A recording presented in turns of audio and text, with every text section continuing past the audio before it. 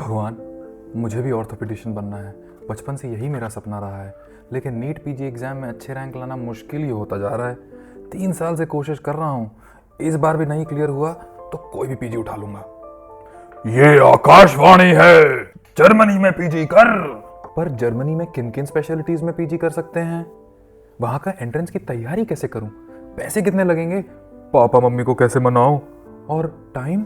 नमस्कार दोस्तों, मेरी वीडियो में आपका स्वागत है। और आज की वीडियो में मैं आपके साथ शेयर करूंगा कि जर्मनी में आप कौन कौन से सब्जेक्ट्स में पीजी कर सकते हैं, वो भी बिना एंट्रेंस एग्जाम दिए। तो पूरा वीडियो अंत तक जरूर देखना। चलो शुरू करते हैं। चलिए पहले भाग में हम ये समझते हैं कि जर्मनी में पीजी का सिस्टम काम कैसे करता है। जर्मनी में लगभग 4 लाख डॉक्टर हैं इस वक्त पे जो अपनी पीजी एजुकेशन खत्म कर चुके हैं और फख आर्ट्स बन चुके हैं। फख आर्ट्स को आप एसआर की तरह समझ सकते हैं। इंडिया में एसआर का टाइटल मिलता है जब आप अपनी पीजी एजुकेशन खत्म कर देते हैं। जब जर्मनी में आप अपनी पीजी एजुकेशन खत्म करते हैं तो आपको टाइटल मिलता है फख आर्ट्स। एग्जाम को फख आर्ट्स प्रूफुंग कहा जाता है और पूरी ट्रेनिंग को, पीजी ट्रेनिंग को फख आर्ट्स आउसबिल्डिंग कहा जाता है। फख आर्ट्स का टाइटल सिर्फ एक प्रेस्टिजियस टाइटल ही नहीं पर एक जरूरी टाइटल भी है। अगर आप एक सर्जन की तरह काम करना चाहते हैं, हार्ट सर्जरी करना चाहते हैं, तो आपको पीजी करना जरूरी है, वरना पीजी के बिना आप वो नहीं कर सकते, चाहे वो इंडिया में हो, यूएस में हो या फिर यहाँ जर्मनी में हो। अब जरा इंडियन सिस्टम की ओर देखकर देखते हैं कि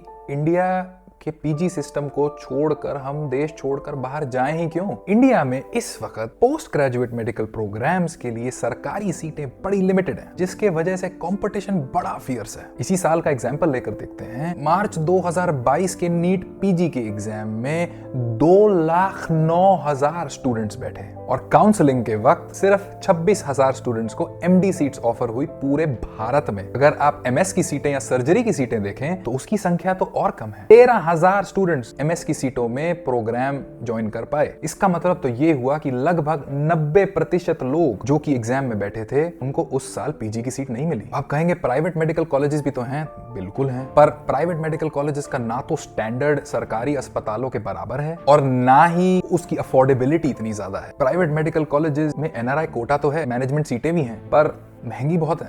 और फिर आप पैसे लगाएं और आपको फिर क्वालिटी एजुकेशन भी ना मिले। इन्हीं लिमिटेड सीट्स के चैलेंजेस को देखते हुए बहुत से इंडियन डॉक्टर्स पीजी ट्रेनिंग के लिए ओवरसीज मेडिकल प्रोग्राम्स की ओर देख रहे हैं। आइए ये जानते हैं कि फख आर्ट्स आउसबिल्डिंग या पीजी को शुरू करने की रिक्वायरमेंट्स क्या हैं जर्मनी में। एमबीबीएस के साथ साथ जर्मन बोलना आना चाहिए और यहाँ का मेडिकल लाइसेंस जिसे एप्रोबेशन कहते हैं वो होना चाहिए आपके पास। सबको प्राप्त करने के बाद आप जर्मनी में अपनी फख आर्ट्स आउसबिल्डिंग या पीजी एजुकेशन स्टार्ट कर सकते हैं। अगर आपको पीजी इन जर्मनी स्टार्ट करने के लिए मदद चाहिए, सजेशन चाहिए, करेक्ट इंफॉर्मेशन चाहिए, सपोर्ट चाहिए तो हिट द सब्सक्राइब बटन।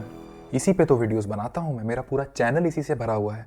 जाइए देखिए, बहुत इंपॉर्टेंट और बहुत ही अच्छी इंफॉर्मेशन आपको वहां पर देखने को, समझने को और कंज्यूम करने को मिलेगी। कोई सवाल आए मन में तो कमेंट सेक्शन में लिखिए, मैं उसका जवाब दूंगा। क्यों मेरी बात आप क्यों सुने? तो इसलिए क्योंकि जिस रास्ते पे आप निकलना चाहते हैं 6 साल पहले मैं भी उस रास्ते पे चल चुका हूँ। इंडिया में ही एमबीबीएस की है, इंडिया में ही जर्मन सीखी है, जर्मनी में एप्रोबेशन ली है, जर्मनी में नौकरी भी ली है। मुझसे बेहतर कौन होगा आपको बताने के लिए कि बेस्ट पाथवे क्या है। प्लस फेसबुक का ग्रुप भी बनाया है मैंने, उसमें आप ही की तरह और मेरी ही तरह डॉक्टर हैं जो इन्फॉर्मेशन और एक्सपीरियंस शेयर करते हैं। तो आपको एक सपोर्ट ग्रुप भी मिल जाएगा, उसका लिंक मैंने डिस्क्रिप्शन में भी डाल रखा है, तो जाइए उसे ज्वाइन करिए, वहां पे भी मिल सकते हैं हम। तो तरीके तो बहुत हैं, क्या आप तैयार हैं? आइए यहाँ के पीजी के पाथवे को भी समझ लेते हैं। देखिए जर्मनी में इंटरनेशनल डॉक्टर्स को a wide range of PG subjects में एक्सेस मिलता है, चाहे वो मेडिसिनल हो या सर्जिकल हो। यहाँ पर ट्रेंड उल्टा चल रहा है। देखा जाए तो अधिकतर जर्मन स्टूडेंट्स, अधिकतर जर्मन डॉक्टर्स एमबीबीएस के बाद मेडिसिनल फील्ड्स को प्रेफर करते हैं वर्क लाइफ बैलेंस के लिए। इसका मतलब तो ये हुआ कि हर साल हजारों सीटें सर्जिकल प्रोग्राम्स में खाली चली जाती हैं। तो सीटें खाली है ना, तो आपके लिए अच्छा हुआ ना। पीजी के सब्जेक्ट्स की बात करें तो यहाँ पर ट्रेनिंग की ड्यूरेशन 4 साल से 6 साल के बीच होती है। 4 साल के ड्यूरेशन वाले सब्जेक्ट्स हुए एनाटॉमी, फिजियोलॉजी, बायोकेमिस्ट्री। 5 साल के ड्यूरेशन वाले सब्जेक्ट्स हुए general medicine, internal medicine, paediatrics, dermatology, radiology, ENT. और 6 साल की ट्रेनिंग वाले सब्जेक्ट्स हुए cardiology, neurology, surgical specialities like plastic surgery, cardiac surgery, neuro surgery. तो देखा जाए तो बेसिकली आपको वर्ल्ड क्लास हॉस्पिटल्स में पीजी ट्रेनिंग करने का मौका मिलता है। सर्जिकल एंड मेडिसिनल स्पेशलिटीज कोई भी सब्जेक्ट हो उन सबका एक्सेस भी मिलता है। बस आपको जर्मन सीखनी है और जर्मनी का मेडिकल लाइसेंस उठाना है और वो जानना है कि वो कैसे लें, कैसे अप्लाई करें, एप्रोबेशन किस बला का नाम है, क्या क्या उसमें स्टेप्स लेने होते हैं कि भाई हमें लाइसेंस जर्मनी में मिल जाए, वीजा भी मिल जाए, पैसे भी ज्यादा ना लगें। तो मेरे चैनल को सब्सक्राइब करें और मेरी बाकी वीडियोस देखें। इसी से तो भरा हुआ है मेरा चैनल। यही तो मैं आपको बताने की कोशिश कर रहा हूं। जो इन्फॉर्मेशन मेरे पास है वो मैं आपको देना चाहता हूं। फॉलो तो आप ही करेंगे ना। Facharztausbildung या फिर पीजी ट्रेनिंग को सर्टिफाइड मेडिकल स्पेशलिस्ट के अंडर सुपरविजन में सिखाया जाता है। वो ट्रेनिंग या तो यूनिवर्सिटी क्लिनिक्स में या अदर मेडिकल हॉस्पिटल्स में कराई जाती है। ट्रेनिंग मेनली क्लिनिकल प्रैक्टिस में होती है और ट्रेनिंग के दौरान Weiterbildungs कैटलॉग आपको मिलता है। इस कैटलॉग में क्या होता है? इस कैटलॉग में वो रिक्वायरमेंट्स होती हैं जो कि आप स्पेशलिटी कर रहे हैं, उस स्पेशलिटी को खत्म करने के अंत तक आपको क्या क्या स्किल्स आनी चाहिए। अब जैसे कि आप हार्ट सर्जरी में हैं तो जी आपने 15 सर्जरीज करनी है वाल्व रिपेयर की, तो आपने जब माइट्रल वॉल्व और ट्राइकस्पिड वॉल्व की 15 रिपेयर खुद कर लिए तो आप उस कैटलॉग में टिक कर लेंगे। तो चाहे कोरोना हो या कोई और दिक्कत हो दुनिया में, ऐसा नहीं होगा कि जी आपका 1 साल की मेडिकल ट्रेनिंग ही खत्म हो गई, आपने कुछ सीखा ही नहीं।